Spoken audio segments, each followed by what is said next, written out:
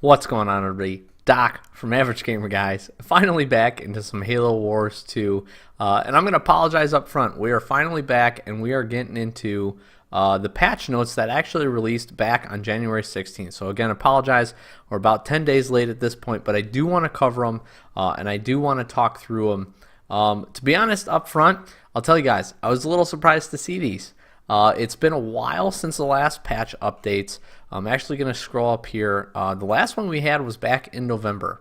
I'm kind of surprised to see them bring these out, although I'm really happy. There's still a good core group of people playing the game, still getting into competitive, still playing Blitz, still playing Deathmatch, all that kind of stuff. So it's good to see that there's still a strong enough community that they're still supporting the game, and as rightly so they do. Typically 343, they're usually pretty good about continuing to support games. You see that with Halo 5. I still see constant updates, constant changes, constant balance going on with that.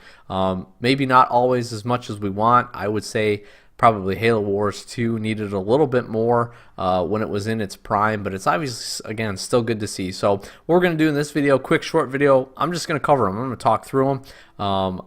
As always, I'll put the link in the description down below. Down below, too, if you're new to the channel and you're a Halo Wars 2 fan, please do make sure to subscribe. We've got a ton of content up on the channel, Halo Wars 2 related. We're talking guides for each of the missions, guides for all the different achievements, Blitz guides, everything like that, as well as some strategies for getting into deathmatch and just a whole bunch of stuff. And again, we're going to try to continue to play the game and just have some fun with it. I do plan on getting some games in with these new patch notes just to see if there's anything that I noticed that's significantly changed, because there's a lot. There's a lot in the patch notes. So again, please make sure, if you haven't already and you're new and you enjoy the content, make sure to subscribe. It really does help us out. Plus, feel free to drop some comments below. We really do enjoy talking to you guys. I know a lot of channels say that and they put that out there. Sincerely, we like talking with you guys, and it's cool to connect with the community. I've made a lot of friends through this by doing that, so really excited to be able to do that with you guys. But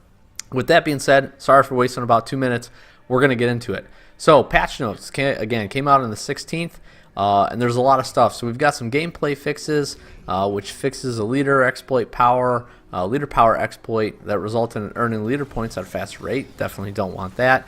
Fixing an issue which allowed players to control opposing team units. Definitely also don't want to do that. And then return the cost increase of colonies' living barrier leader power back to 0-0, which undoes the temporary change that made it able to mitigate the living barrier exploit, which is now properly fixed. So that's good to see that they're actually still working through the bugs and working through, I guess, the temporary patches to make them legitimate patches and fixes, which is really good. But let's get into the actual balance changes. So we have quite a bit. Vortis gets a pretty significant change. From what I'm seeing here just up front, it looks like a nerf. Whenever you see a bunch of stuff being reduced, that's what I would go with. So his infusion damage has been reduced by 8%. All of his infusion durations have been reduced. Different percentages, everything by 11% except for infusion mines, which have a few different. The pools are reduced by 20%, and then infusion wake, each level is reduced by 25, 20, and then 15%.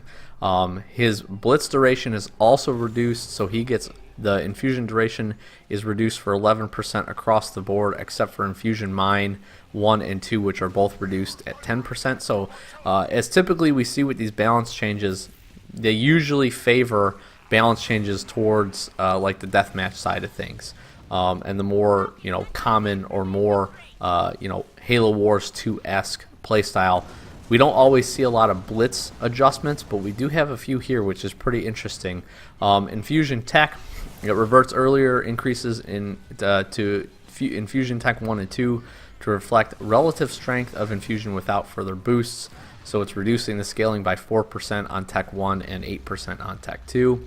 And then corrupted warlord and mortar warlord, infusion pool sizes reduced slightly and substantially reduced infusion trail duration.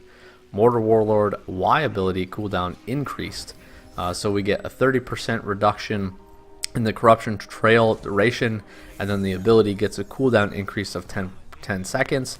Maelstrom Effect duration reduced and cooldown increased to curb its overall effectiveness. So cooldown increased 30 seconds, effective duration reduced 17%. We get adjustments to Cataclysm. Its cooldown is increased 35 seconds. Brute Grenadier does get a DPS bump of 14, 11, and the 9% at its respective levels. And then Infusion Siphon gets reduction scaling increased by 20% and damage modifier increased by 33%. So I will say it seems like, and again, not the biggest deathmatch player, but it seems like Vortis was probably ruining the meta is what I'm taking, because that's a lot of reductions, that's a lot of nerfs. And again, they've always done a good job of trying to get these guys in line. Sometimes they do nerf them into oblivion, so it'll just be interesting to see. If any of you have been playing it for the last 10 days or so and are playing it, let me know what you think, especially if you're a Vortis leader. I will tell you, his infusion pool ability I always thought was really good. He's a pretty solid leader in Blitz, but obviously those games don't have the gravity or the scale that a normal deathmatch game does. So it'd be really interesting. It is nice to see that Brute Grenadiers get a little bit of a buff.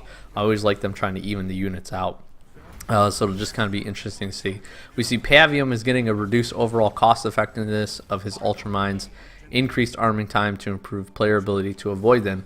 They've always struggled with mines, so I'm not going to read through each of them, but it is kind of interesting. You get some arming delay increases, reduced arming delay increase, and then supplies are adjusted as well for the 2 levels. The ability cooldown is increased by 15 seconds, so there you go. We're just seeing it again. Pavium Stand is getting a reduced duration and increased cost to balance cost effectiveness. So supplies and power is more and duration reduced. And then Lich Vanguard, health and damage increased slightly to improve its effectiveness as an ultimate leader power. You obviously want these to be really good, so it's kind of nice to see them adding some hit points, 13%, and damage per second by 9%. I was a big fan of Lich Vanguard. I thought it was really cool, but definitely it's got to be worth being able to use it and bring it in. Rain of Fire gets some adjustments, increased ability cooldown time, and then damage per second. And then Mortal Warlord gets some very additional reduced scaling, just like we thought. So anti-air vehicles here, slight increases to HP and splash damage to improve survivability.